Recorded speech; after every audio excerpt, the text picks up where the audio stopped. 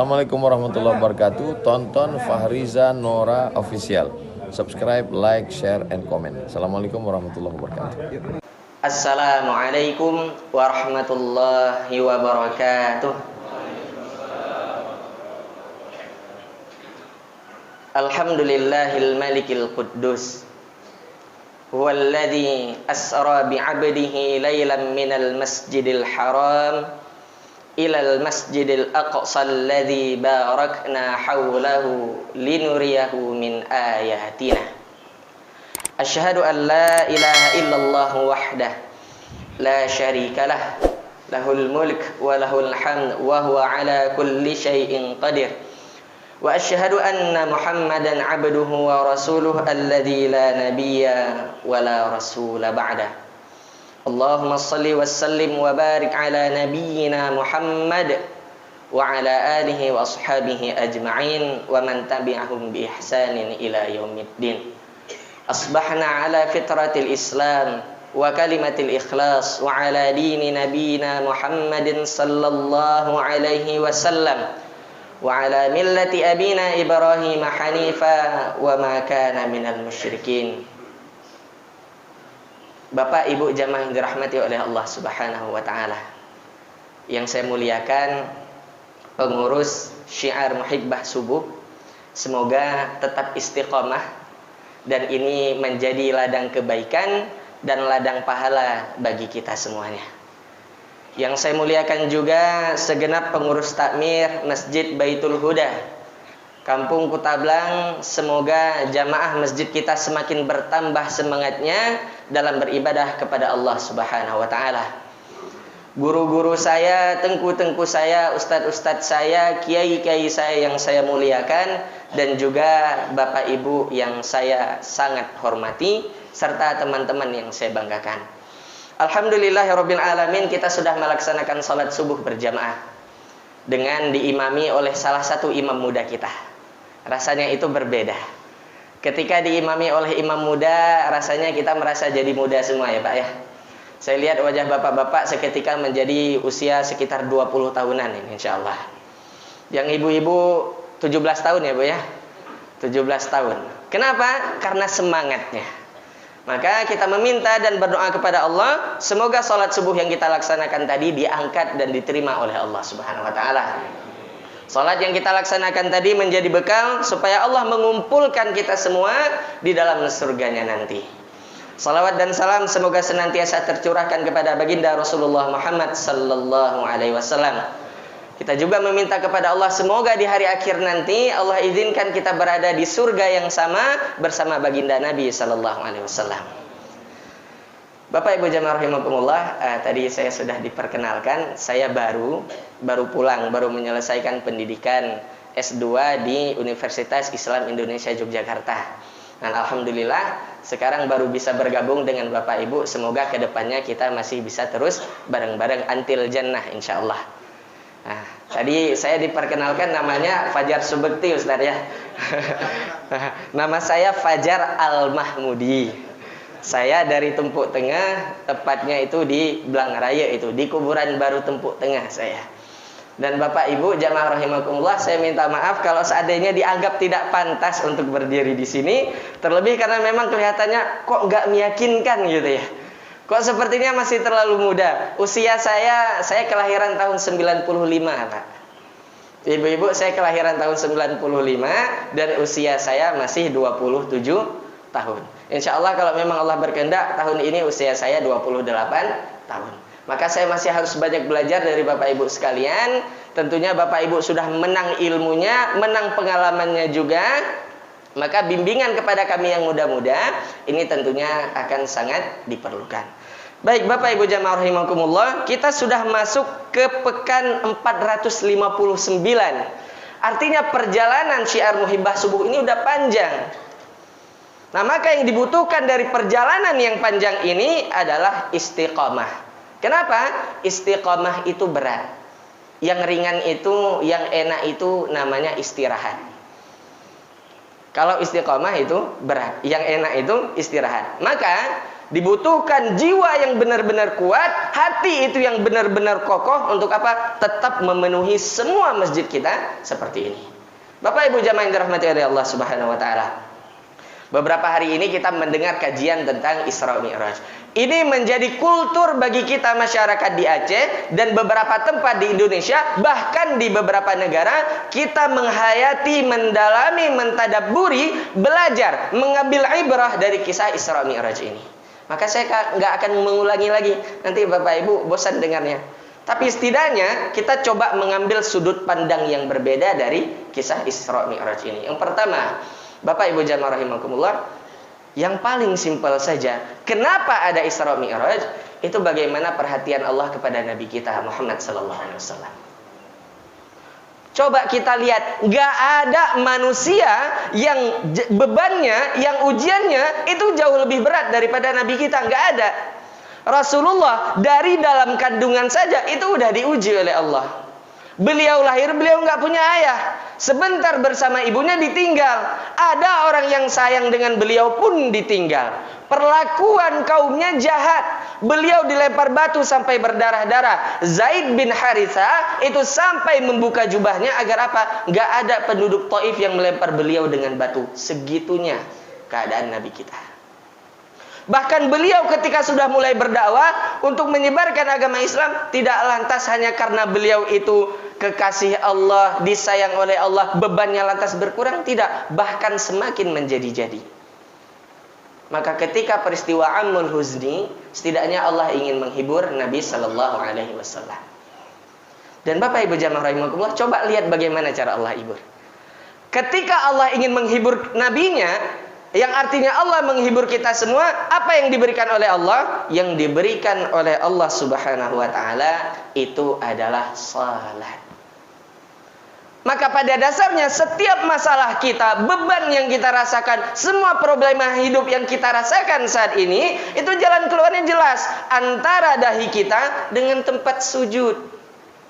Cuman permasalahannya adalah apa dosa yang membuat kita untuk datang ke masjid pun kita begitu berat. Maka Bapak Ibu jamaah rahimakumullah, ada dua. Ini dalam pandangan saya, dari yang saya pelajari, dua ibadah itu paling dibenci sama Allah. Mohon maaf, dua ibadah yang paling dibenci oleh iblis. Dua ibadah yang paling dibenci oleh iblis yang kita laksanakan kepada Allah. Walaupun pada dasarnya semua ibadah yang kita lakukan iblis itu benci. Tapi dua ini yang paling dibenci. Yang pertama itu adalah ibadah nikah. Yang kedua itu adalah ibadah sholat.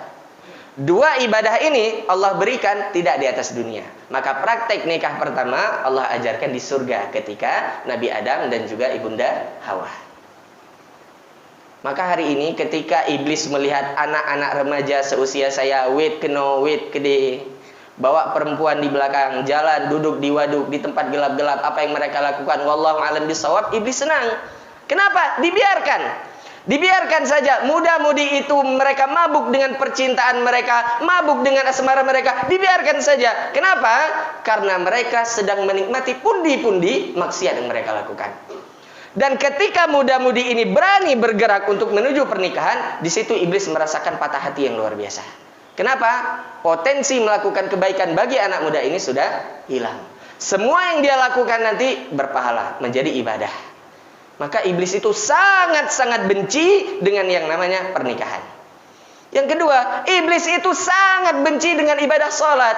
Kenapa? Ketika ditanya kenapa iblis benci kepada sholat, dia akan berkata, saya diperintahkan oleh Allah untuk sujud kepada Adam, bukan menyembah, tapi untuk menghormati Adam. Tapi saya tidak mau menyebabkan saya diusir oleh Allah, berada kekal di dalam neraka gara-gara nggak mau sujud. Padahalnya sujud kepada Adam yang standar sujudnya itu hanya untuk menghormati saja. Lantas bagaimana dengan kita yang diperintahkan sujud untuk Allah dalam bentuk beribadah kepada Allah? Dan kalau kita tidak mau, pada dasarnya kita itu hukumannya lebih berat daripada iblis. Pada dasarnya seperti itu. Iblis itu kepada Adam dan dia nggak mau. Kenapa? Ana khairum minhu, ya Allah, saya lebih baik daripada Adam. Sekarang kebalikannya, kita itu sujud kepada Allah. Dan kalau kita nggak mau, pada dasarnya hukuman kita harus lebih berat daripada iblis. tapi Allah sayang kepada kita. Maka Bapak Ibu jamaah yang dirahmati oleh Allah Subhanahu wa taala, ibadah sholat ini adalah ibadah yang harus dilakukan segera.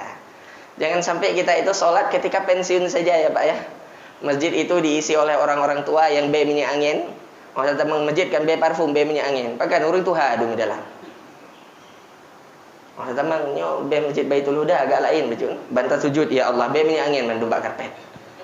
Pakan orang itu hadung. Alhamdulillah tapi masjid kita enggak Ustaz ya. Masjid kita wangi, harum ini. Ibu-ibu ya harum ya Bu ya. Harum. Kita masuk beberapa masjid itu susah. Ketika mau sujud karpetnya kamu kerak gitu. Bantahan sujud, apa yang kita lakukan? Tahan nafas 30 detik. Gara-gara apa? Mau sujud, bau kos kaki di situ. Bau karpet baru dicuci di situ. Begitu susahnya kita untuk dekat dengan rumah Allah. Maka ketika kita dekat dengan rumah Allah, ini menjadi sesuatu yang luar biasa. Tidak terikat dengan usia. Maka kita ada gerakan pemuda subuh dan sebagainya. Kenapa? Karena ingin dibawa anak-anak muda ini untuk dekat dengan Allah Subhanahu wa taala. Jangan lagi kita lalai, jangan lagi kita jauh. Karena Bapak Ibu jamaah rahimakumullah, yang namanya kematian itu datangnya kita tidak pernah tahu. Contoh di masjid kita sekarang, kita nggak tahu ini siapa yang duluan meninggal. Antara saya dengan Bapak Ibu sekalian, kita nggak tahu siapa yang duluan. Kalau Bapak Ibu mau duluan nggak apa-apa, saya ikhlas. Kalau Bapak Ibu nggak mau duluan, saya yang belakangan juga nggak apa-apa, saya ikhlas. Kita nggak pernah tahu di mana, bagaimana, dan kapan Allah akan mencabut nyawa, kita nggak tahu. Maka yang kita harapkan kan cuma satu, ya Allah, semoga kami ketika Engkau cabut nyawanya nanti sedang apa? Bersujud di hadapan Allah. Yang paling simpel saja, ya Allah, memang tarik nyawa kamu ya Allah, tarik. Ketika kami sedang bawa sepeda motor, bawa Honda kami kemana? Ingin melaksanakan sholat subuh. Indah.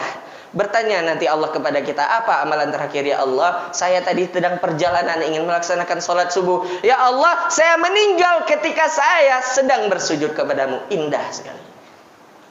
Maka ini adalah hal yang luar biasa daripada sholat. Selanjutnya, Bapak Ibu jamaah rahimakumullah, simple ya. Kita punya rukun Islam. Tapi di antara rukun Islam itu yang paling istimewa itu sholat. Kenapa? Di dalam sholat itu mengandung rukun Islam yang lain. Yang pertama, di dalam sholat itu mengandung rukun Islam tentang syahadat. Setiap kita duduk tahiyat akhir, kita selalu mengucapkan asyhadu an la ilaha illallah wa asyhadu anna Muhammadar Rasulullah. Rukun Islam pertama masuk. Rukun Islam selanjutnya di dalam sholat diajarkan kepada kita untuk apa? Berpuasa. Maka kita kan ketika sholat nggak ada yang sambil makan sambil minum, kan nggak ada ya Pak ya. Allahu Akbar, minum es teh, makan gorengan, kan nggak ada. Kita sholat itu menahan diri kita beberapa waktu dari makan dan minum. Yang ketiga, di dalam sholat itu terkandung rukun Islam apa? Zakat. Bagaimana kita menzakatkan waktu yang kita punya untuk apa? Untuk ibadah kepada Allah. 24 jam waktu yang Allah berikan kepada kita. Kenapa yang 5 waktu wajib itu susah sekali untuk kita kerjakan? Coba kita kalkulasikan ya Bapak Ibu ya. Kita katakan saja satu waktu sholat kita paling cepat 5 menit. Paling cepat itu 5 menit. Itu yang model kalau imam baca rakaat pertama inna a'tainakal kautsar, rakaat kedua qul huwallahu ahad. Tapi biasanya imam-imam seperti ini malah favorit ya Pak ya. Yang so imam masjidnya, oh tengkunya berehnya bagah baca. Rakaat fun al-kautsar, rakaat kedua al-ikhlas. Itu penuh masjidnya. So imam masjid Baitul Huda, tengku marbawi umah. Kapan yang baca ayat? Baca aja hari masjidnya. Kuwit baca dah. Nah, ini salah satu bagaimana kita mencoba menzakatkan waktu kita kepada Allah. Kita kalkulasikan. Satu sholat itu 5 menit. 5 dikali 5 berapa? 25 menit. Maka sisanya 23 jam 35 menit. Allah persilakan. Terserah mau ngapain. Lakukan apa saja. Selama itu mendatangkan kebaikan kepada Allah. Silakan. Tapi 25 menit ini benar-benar diperuntukkan untuk Allah. Pertanyaannya, udah maksimal belum 25 menit ini? Kita bertanya, kenapa kok Masjid Baitul Huda sepi? Saya, Bapak Ibu jamaah rahimakumullah, ketika awal sampai ke Jogja, itu saya lakukan satu kebiasaan saya adalah di sana itu Pak, masjidnya itu satu kampung itu pasti ada 2 masjid. Artinya, kalau orang satu kampung itu sholat di 2 masjid itu, masjidnya itu penuh. Maka yang saya lakukan adalah saya datang ke masjid itu, saya hitung berapa saf kira-kira. Kemudian saya datang ke sekdesnya, saya tanya berapa warga kita. Itu kalau seandainya dihitung, semua jamaah kita masuk ke dua masjid itu, penuh masjidnya. Pertanyaannya, kok nggak penuh masjid, jamaahnya kemana? Maka kita tanya, kenapa nggak sholat zuhur di Masjid Baitul Huda berjamaah? Ustadz, kami kerja, kami di kampus, kami di kantor, dan sebagainya. Oke, kita terima. Sholat asar, kenapa tidak berjamaah ke Masjid Baitul Huda? Ustadz, kamu mentangi rumah kula, mentangi kampus, mentangi di kantor. Oke, kita terima. Sholat maghrib, kenapa Masjid Baitul Huda masih nggak penuh? Ustadz, baru pulang kerja, Ustadz, capek, belum mandi, Ustadz. Ya udah, kami pulang ke rumah dulu, mandi dulu. Selesai mandi, sholatnya udah selesai, Ustaz. Oke, nggak apa-apa, kita terima. Isya, kenapa Masjid Baitul Huda ini masih sepi? Jamaahnya cuma 2 orang, 3 orang. Kenapa nggak ada orang? Ibu-ibunya juga sama. Ustaznya oleh mana? Mengata teman bu rumah. Agak baca bu. Le baca bu, katengel. Kakak sembahyang Isya rumah hom teh, le sembahyang. Ju. Ya udah nggak apa-apa, kita masih terima. Sisa sholat subuh cuman 2 rakaat. Kalau imamnya cepat, sholatnya 3 menit selesai. Dan kenapa masjid ini masih tidak penuh? Apa alasannya? Siapa yang kerja subuh? Siapa yang kelaparan ketika subuh? Siapa yang subuh ini punya kesibukan? Gak ada. Kecuali apa? Memang hati kita yang sudah terlalu kotor. Sehingga untuk berangkat ke masjid ini pun berat. Dan yang terakhir, rukun Islam yang termuat di dalam sholat itu adalah haji. Bagaimana orang haji itu menghadap ke Ka'bah, mereka tawaf di sana, kita pun sama. Ketika kita sholat, kita menghadap ke Ka'bah. Nggak ada kita yang mengharap itu ke Paris, nggak ada. Yang mengharap ke Patung Liberty, nggak ada. Semuanya kita menghadap ke Ka'bah. Maka sholat itu istimewa. Baik, Bapak Ibu jamaah rahimakumullah. Tanggal 15 November 2022. Ustadz, ini saya masih ada waktunya, Ustadz ya? Masih ya, Ustadz ya? Bapak Ibu kalau udah nggak kuat angkat tangan dada di kamera ya. Nanti saya langsung turun insyaallah. Baik, 15 November 2022. United Nations atau PBB itu mengumumkan jumlah penduduk dunia itu 8 miliar. Dan dari 8 miliar, 1,9 miliar itu beragama Islam. Kita insyaallah termasuk di dalam. Cuman pertanyaannya adalah dari Islam ini mana yang benar-benar Islam? Mana yang benar-benar dia beriman, mana yang benar-benar dia ihsan, mana yang benar-benar dia itu muhsin. Tidak hanya baik untuk dirinya sendiri, tapi dia bisa menebarkan kebaikannya kepada orang lain. Maka di sini kita melihat kondisi kita saat ini adalah kita memiliki kuantitas yang banyak sebagai seorang muslim, tapi kualitas kita sangat-sangat nihil. Nggak bahasa tanya utakeun Islam KTP. Islam drone bang Islam, sembahyang maghrib 4. Nah, 2 tahun dikit. Islam rona bang, Islam sembahyang 5 tanya, leuweuk kuto. Alasannya ada saja untuk menyampaikan bahwasanya dia tidak mau beribadah kepada Allah. Padahal kita tahu apa hakikat kehidupan kita. Kita minallah, berasal dari Allah. Hidup kita lillah, untuk Allah. Dan kita akan kembali ilallah, kepada Allah. Maka kita selalu di dalam sholat kita, apa yang kita baca Bapak Ibu?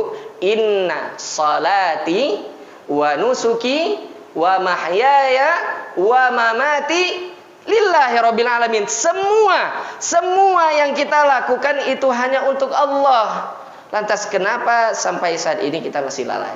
Baik Bapak Ibu jamaah rahimakumullah, ini sudut pandang yang berbeda yang ingin saya sampaikan tadi. Apa yang terjadi? Ini kita kan lagi semangat, menggebu-gebu semangat sholatnya. Gara-gara apa? Momen Isra Mi'raj. Tapi tahu nggak apa yang terjadi ketika semangat ini mulai pudar? Yang pertama Bapak Ibu jamaah rahimakumullah, ketika sholat kita semangatnya itu mulai pudar, yang terjadi pertama adalah mulai berani meninggalkan sholat. Rasul sallallahu alaihi wasallam sudah menyampaikan dalam hadisnya, al-ahdul ladzi bainana wa bainahum tarkus shalah, faman tarakaha faqad kafara. Di hadis yang lain Nabi sallallahu alaihi wasallam mengatakan, bainal abdi wa bainal kufri tarkus shalah, faman tarakaha faqad kafara. Perbedaan kita dengan orang-orang kafir itu salatnya. Kalau kita tidak salat maka kita sudah kafir. Salat itu dimaknai dihukum orang kafir itu pemahamannya ada 2. 1, kafir itu dimaknai kafir ketika orang di luar Islam, maka hukumnya itu murtad. Kafir bagi kita ketika kita dikatakan kafir kapan? Ketika kita tahu hukum-hukum Allah, ketetapan-ketetapan Allah, tapi kerjaannya membangkang, maka kita disebut kafir. Jelas ayatnya itu Allah gambarkan bagaimana penduduk surga itu bertanya kepada penduduk neraka tentang neraka sakar. Ma salakakum fi sakar. Apa yang menyebabkan kalian jatuh ke dalam neraka sakar? Apa kata mereka? Qalu, mereka menjawab, lam naku minal musallin. Dulu ketika kami hidup, kami tidak pernah sholat. Maka kita diberikan kesempatan oleh Allah. Pada dasarnya apa kata Ibnu Qayyim al-Jauziyah? Kita hidup ini adalah menunggu waktu sholat. Sekarang kita subuh, kita menunggu waktu sholat zuhur. Ba'da zuhur kita menunggu waktu sholat asar. Ba'da asar kita menunggu waktu sholat maghrib. Ba'da maghrib kita menunggu waktu sholat isya. Sampai puncaknya kita menunggu kapan kita disolatkan. Itu saja perjalanan hidup kita. Enggak ada. Kalau kita di dunia kerja, etos kerja seorang muslim, manajemen yang paling baik dari mana? Jaga dulu sholat kita. Allah begitu sayangnya sama kita sampai diatur begitu indahnya. Tapi kita masih saja meninggalkan sholat. Pertanyaannya apa alasan kita? Kenapa kita berani meninggalkan sholat? Berapa kita dibayar di kantor kita, di tempat kita kerja, sampai-sampai berani meninggalkan sholat? Bapak Ibu jamaah rahimakumullah, saya ketika ditanya sama jamaah di Jawa, Ustadz, Aceh itu serambi Mekah, Aceh seramu Mekah, itu maksudnya gimana? Mohon maaf Bapak Ibu, bingung saya jelaskannya. Kenapa? Kultur kita sekarang, apakah wajar Aceh disebut seramu Mekah? Mohon maaf sekali lagi, saya benar-benar minta maaf. Islamic Center, jalan sampingnya itu warung kopi semuanya kan, ya Pak ya. Sekali lagi saya minta maaf kalau memang ada yang jualan di situ. Ini sebagai bahan sebagai perenungan kita saja, muhasabah kita saja. Ketika azan berkumandang, tutup dia. Ba'da maghrib itu masih tutup. Azan isya nanti baru buka kembali. Yang jadi pertanyaan kita adalah berapa banyak anak-anak muda seusia kami yang nongkrong di situ daripada yang berangkat ke Masjid Islamic Center. Paling simpel saja itu. Ketika ini harus saya jelaskan kepada jamaah saya, Ustadz, Aceh itu serambi Mekah. Apa yang mau saya katakan? Jika bukan rasa malu yang ada pada diri saya. Tanya pegah Pak Gop. Tanya untuk pegah. Tanya seramo Mekah, serambi Mekah. Hebat menurut dia. Tapi sembayang orang Aceh kan? Sok baja gimana yang galak, jilbab. Bentar-bentar kita mendapatkan berita pemerkosaan, maksiat, ikhtilat, khalwat dan sebagainya. Malu. Maka ketika kita dikatakan serambi Mekah, bebannya itu berat. Dan beban ini sekarang diberikan oleh indatu-indatu kita kepada siapa? Kepada kita. Bisa nggak kita kembalikan wajah Aceh ini menjadi serambi Mekah? Dimulai dari mana? Sholat dulu. Sering ya Pak ya kita dengar bagaimana orang-orang di luar Islam takut kepada Islam kapan? Ketika jumlah jamaah subuhnya lebih banyak daripada jamaah sholat Jumat. Kita digabung bapak-bapak sama ibu-ibu, sekarang sholat subuh masih belum bisa ngalahin jamaah sholat Jumat kemarin, masih belum bisa. Padahal digabung antara yang laki-laki dengan perempuan, masih belum bisa. Kapan orang-orang di luar sana bisa takut kepada kita kalau kita subuhnya masih seperti ini? Bahasa mudahnya cuma mimpi jika kita berharap serambi Mekah kembali layak untuk masyarakat Aceh. Menyebut sembahyang mentang cukup payah Pak kita lakukan. Yang kedua, Bapak Ibu jamaah rahimakumullah, ketika iman kita mulai pudar dari bab sholat ini adalah kita sholat, tapi sholatnya itu terburu-buru. Maunya itu sholatnya yang versi cepat, yang model tarik Al-Fatihah sekali nafas. Alhamdulillah, dari Bismillahirrahmanirrahim sampai waladhdallin itu sekali nafas. Jadi enak. Waladhdallin amin Allahu akbar selesai sholatnya. Kenapa? Sholatnya yang terburu-buru. Bapak Ibu simpel saja. Nah, ini karena kita waktunya sudah mau habis. Kita sholat terburu-buru itu kenapa? Apakah karena kemauan kita atau karena memang Allah subhanahu wa ta'ala yang tidak mau berlama-lama dengan kita? Kita tidak betah sholat lama-lama di masjid itu karena memang kemauan kita. Apalagi mindset kita selama ini mengatakan itu karena memang kemauan saya. Tidak. Sebaliknya, justru karena memang Allah itu nggak mau melihat kita lama-lama berada di dalam rumahnya ini. Kenapa? Ketika kita hadir di rumah Allah ini, kita menampilkan wajah munafik kita. Ya Allah, lu sembahyang ya Allah. Ini wajib. Tapi ya Allah sembahyang bebagah, beteri. Begitu imam alif lam mim. Bapak-bapak mendadak kena virus TBC. Batuk-batuk ya Pak ya. Dengan imam Yasin wal Qur'anil Hakim belakang ka aham. Ibu-ibunya juga sama, imamnya takrib, rukuhnya mungkin nanya, brabruk. Kenapa? Nggak sanggup tahan. Maka pertanyaannya adalah, ketika kita sholat terburu-buru, itu karena kemauan kita atau karena memang Allah nggak mau berlama-lama dengan kita? Ini yang kedua. Maka kita melihat hadis Nabi SAW yang paling masyhur, itu diriwayatkan oleh Abu Hurairah, ditakhrij oleh Imam Bukhari Muslim. Sahabat Nabi itu masuk ke masjid. Nabi SAW lihat, dia sholat. Selesai sholat, dia datang kepada Nabi, mengucapkan salam. Apa kata Nabi? Irji' fasalli fa innaka lam tusalli. Ulangi, sholat. Kamu tuh belum sholat. Sholat lagi dia.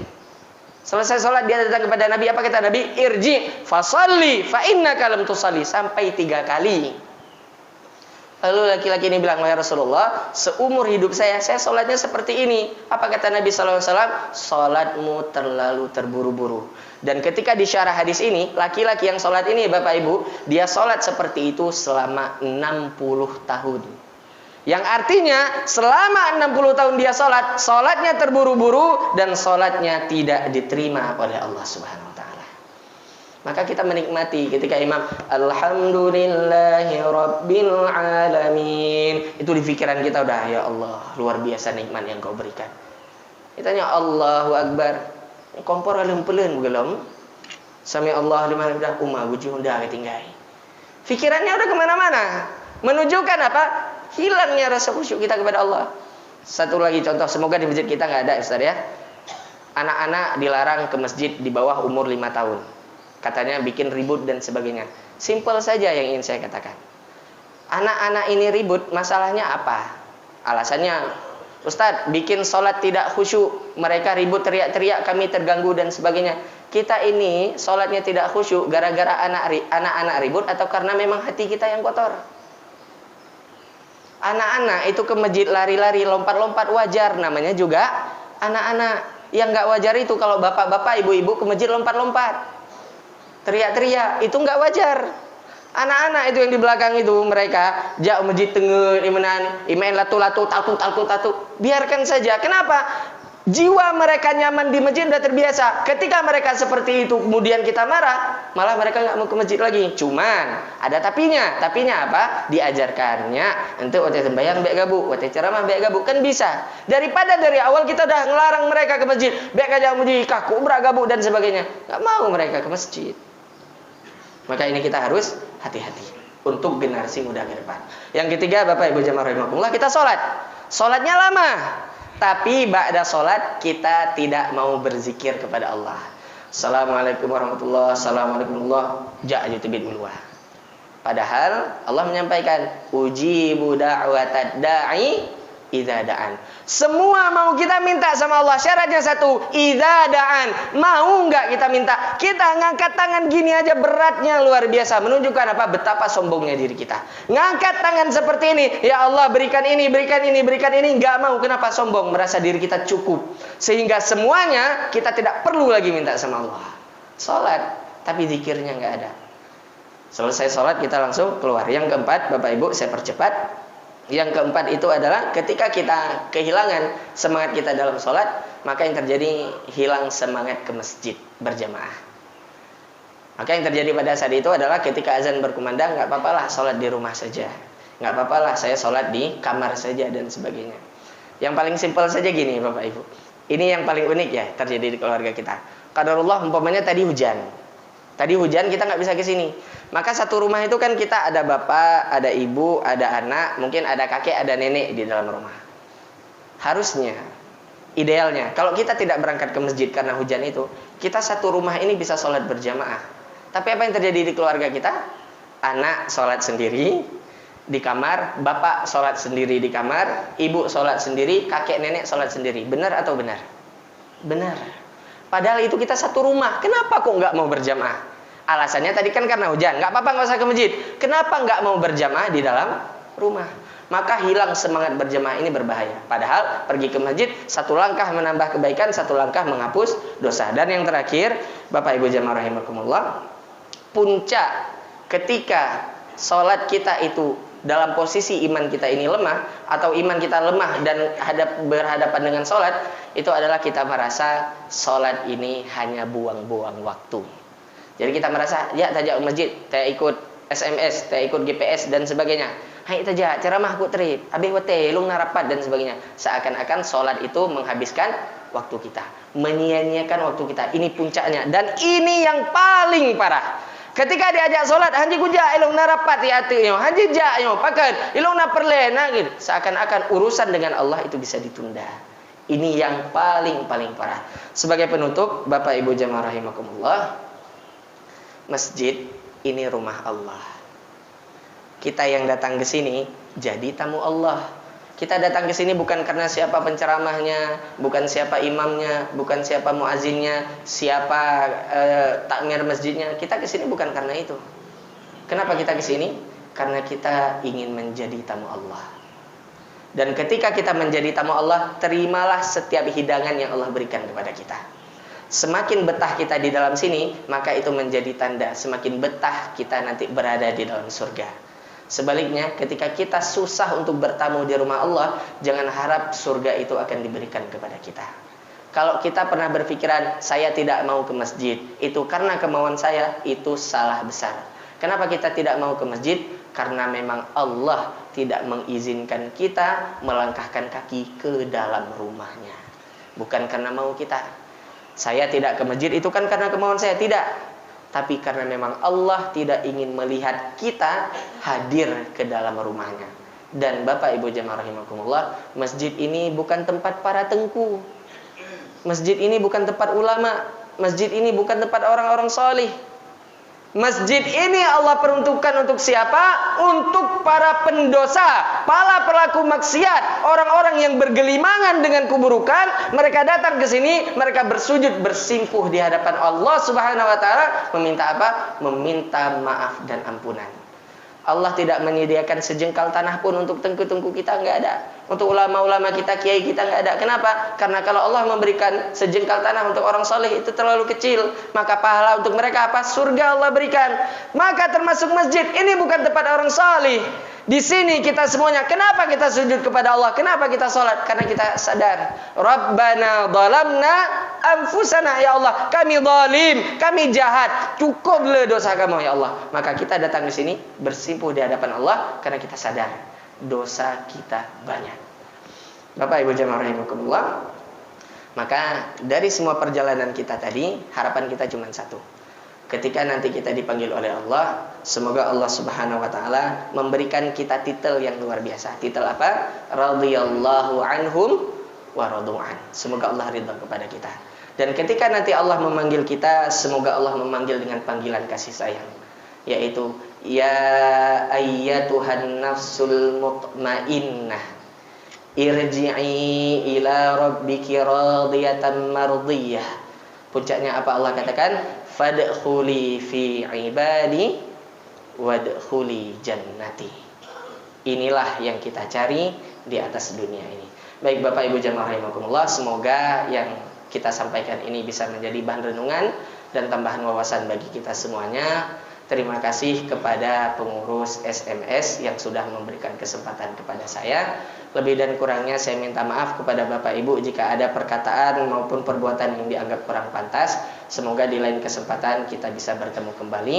Dan pesan saya adalah, mari kita hidupkan masjid-masjid yang ada di kampung kita. Jadilah tamu-tamu Allah. Dan yang paling penting, salah satu misi kita juga adalah bagaimana mengembalikan wajah Aceh ini benar-benar menjadi serambi Mekah. Billahi fi sabilil haq fastabiqul khairat. Assalamualaikum warahmatullahi wabarakatuh.